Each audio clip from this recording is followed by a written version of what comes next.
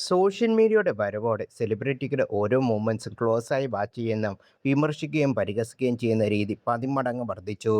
വ്യക്തിജീവിതത്തെ ബാധിക്കുമെന്ന് തോന്നിയപ്പോൾ പലരും പ്രതികരിച്ചുവെങ്കിലും മാറ്റമുണ്ടായിരുന്നില്ല. കഴിഞ്ഞ ദിവസം നടി നവ്യ നായർ ഒരു ഫംഗ്ഷൻ അതിഥിയായി എത്തിയപ്പോൾ വെയിലിൽ നിന്ന് കണ്ണിനെ സംരക്ഷിക്കാനായി കൂളിംഗ് ഗ്ലാസ് ധരിച്ചിരുന്നു. നടിയുടെ വീഡിയോ വൈറലായതോടെ പരിഹസിച്ചും വിമർശിച്ചും കമന്റുകളെത്തി. പാടത്ത് വെക്കുന്ന കോലം എന്നിങ്ങനെയുള്ള പേരുകൾ ചിലർ നവ്യയ്ക്ക് ചാർത്തിക്കൊടുത്തു. ഇപ്പോഴിതാ ഇതുമായി ബന്ധപ്പെട്ട സോഷ്യൽ മീഡിയയിൽ പ്രത്യക്ഷപ്പെട്ട കുറിപ്പാണ് ശ്രദ്ധ നേടുന്നത്. സൺഗ്ലാസ് വെച്ചത് ഇങ്ങനെയൊക്കെ വ്യാഖ്യാനിക്കുന്നത് മലയാളികളുടെ മാത്രം പ്രശ്നമാണോ എന്ന് കുറിപ്പിൽ ചോദിക്കുന്നു.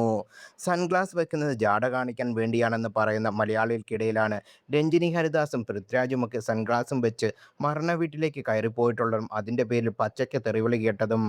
സത്യത്തിൽ ഇത് മലയാളികളുടെ മാത്രം പ്രശ്നമാണോ എന്നറിയില്ല. പക്ഷേ പ്രശ്നം ആരുടേതായാലും ശരി, സൺഗ്ലാസ് വെക്കുന്നവരുടെ ഇന്റന്റ് അറിയാതെയാണ് അയാളെ കുറ്റപ്പെടുത്തുന്നത് പാടില്ല എന്നാണ് എൻ്റെ അഭിപ്രായം.